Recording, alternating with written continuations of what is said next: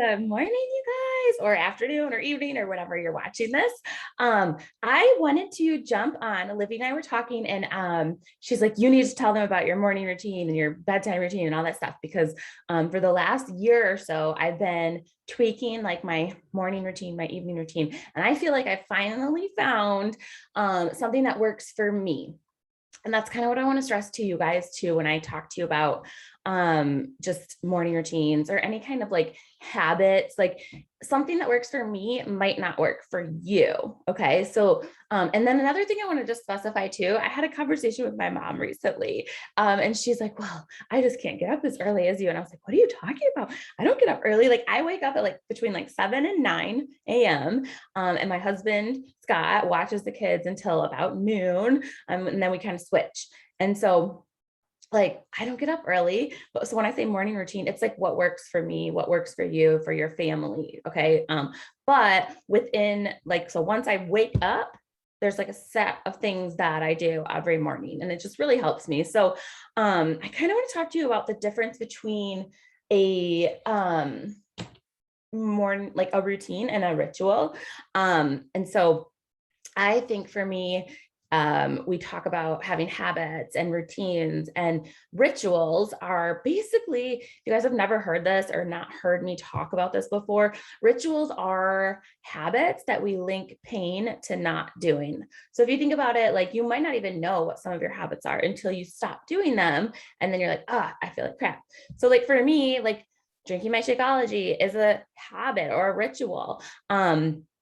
It's a habit because when I stop doing it, I start to feel like tired and lethargic. Or same with like exercise. It is a ritual because when I stop doing it, I do get anxious. I feel like, you know what I mean? So for me, exercise, drinking my Shakeology, some of these things that I do every day, that we do in this group are if I stopped doing them, it would have like a negative effect on my life. And so there would be some pain to not doing them. So rituals, and it could go either way too. Those are things that I think are good for me. But there are bad habits that we create that become rituals that either, maybe don't serve us. They might even hurt us. Okay. And so I want to talk to you today about how to create rituals that serve you, because that's basically how you're going to find success in this group, in life, in everything, right? And so I have 4 tips that are going to get you started. So let's talk about those first. So tip number 1, if you want to write this down, you can. I would, obviously. I think that it's super important, all the things that I'm saying.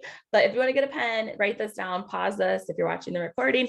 Number 1 is eliminate toxicity. So this wasn't hard.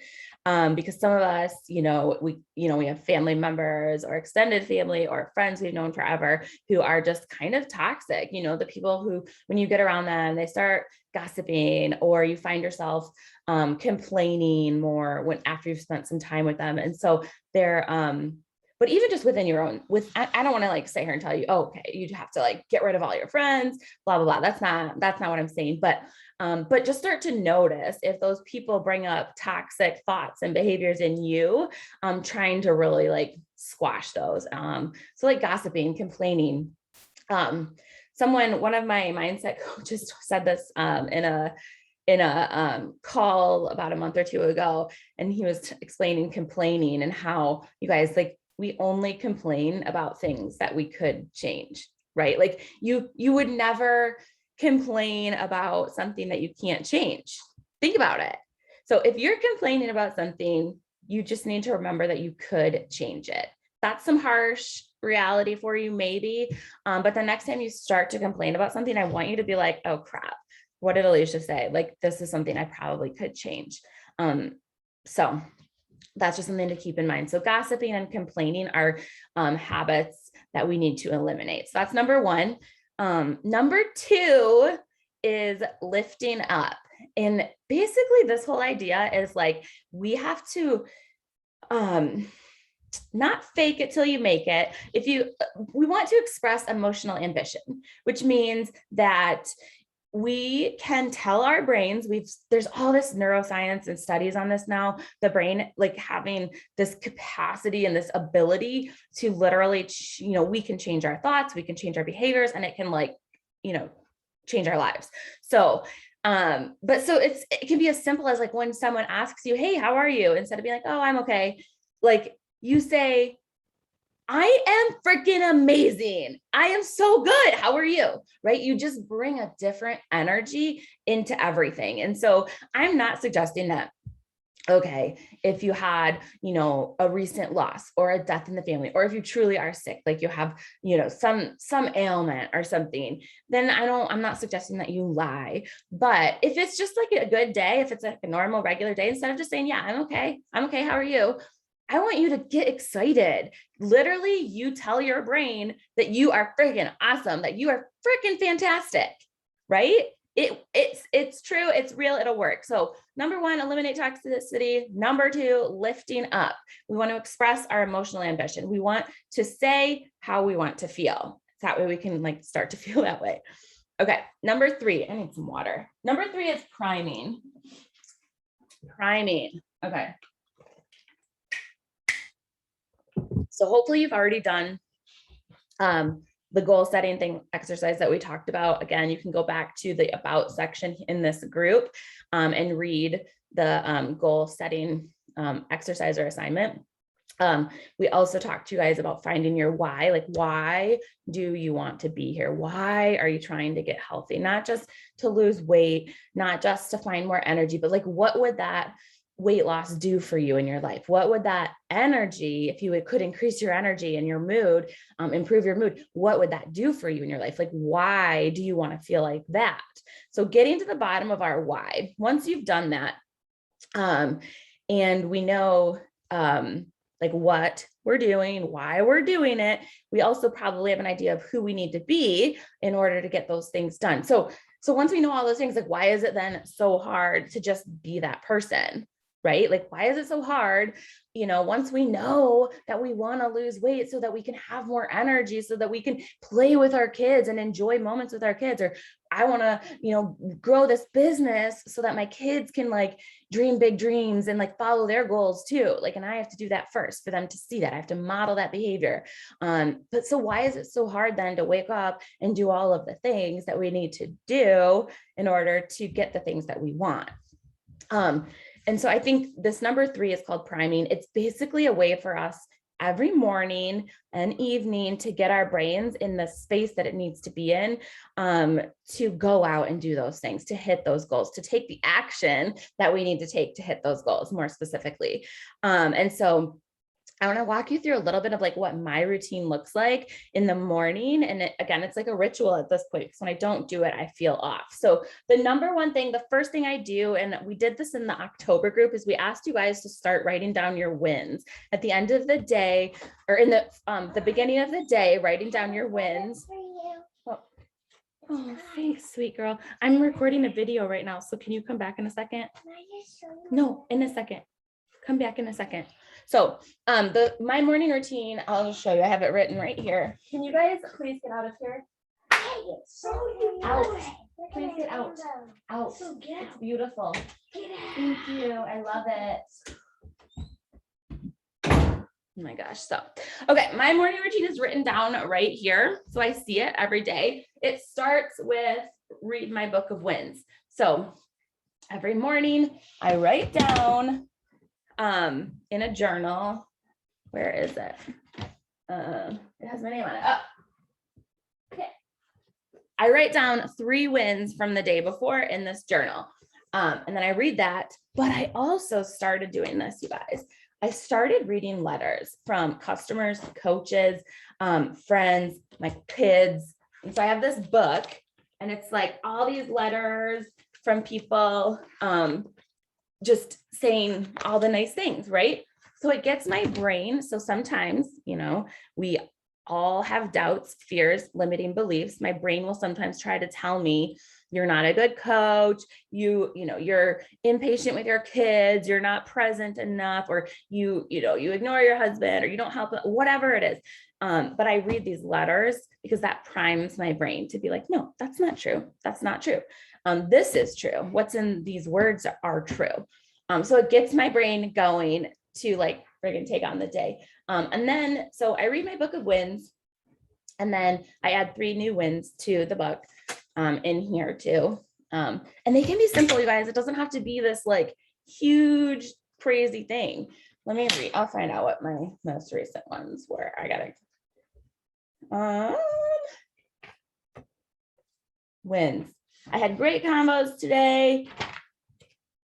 I got a new coach. I sent out invites and I unplugged. I wasn't on my phone all night. That was one of my wins.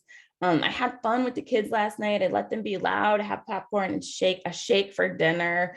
And so I have that written, my wins every day. Right underneath my wins, then I write down, because this is the start of the day, write down my book of wins. I write down what 2 things do I need to get done today, so when I go to sleep tonight, I'm going to feel like it was a great day. And then I write that down underneath the wins. So I have a book of wins that has my 2 or 3 wins from yesterday. And then what do I need to get done today, so that tonight, when I go to bed, I'm going to feel like it was a great day. Okay. Sometimes that includes like, I need to get the freaking bathroom cleaned. I got come hell or high water, that kid's bathroom has to be cleaned or I'm not going to sleep well tonight. Sometimes it's like, I'm going to record this video for my challenge group because I want them to know these things. If I can get those 2 things done today, it's going to be a good day. And the rest of the stuff is just like icing on the cake. You know what I mean? So I think having that really helps. The third thing is I read my vision and my goals. I have my vision. It's in my phone right here, but I also have a vision that is here. I look at it. I'll turn my computer around for you guys to see this too, actually. This is like can you see this? My vision, it's got, all the places I want to go. It's like my dream closet. So this is like my vision board. And we should maybe talk about doing a vision board at some point. But so I read my vision, read my goals, and then I read my personal development. Right now, I'm rereading John Maxwell's The 21 Indispensable Qualities of a Leader. So good if you're in business, or, we're all leaders. No matter what your job is, we all are leaders and influencers. And so that's a really good book. So that's what I do. And then once I get all those things done, then I can move on with my day. I go work out, I move my body. And so that's kind of how my routine goes for the day. So when I do those things, my day goes better. My brain has been primed to be successful. It's like, I'm reminding myself before all the other noise and the chaos starts that I'm a rock star. Okay. And then the 4th thing. So the 4 tips I had to get you started right is 1, eliminate toxicity. 2, lifting up, expressing our emotional ambition. 3 is priming. So coming up with some kind of morning routine that reminds you why you're doing what you're doing. It could be as simple as rereading that goal. I told you to write those down. We're also going to be talking to you about affirmations this month too. So we're going to work on adding affirmations and then rereading our goals every morning and putting those into our routines. So that's priming. And then number 4 is role models. You guys, if the people in your life are not cheering so loud for you, or if they're even like skeptical about your wildest, craziest dreams, I want you to know that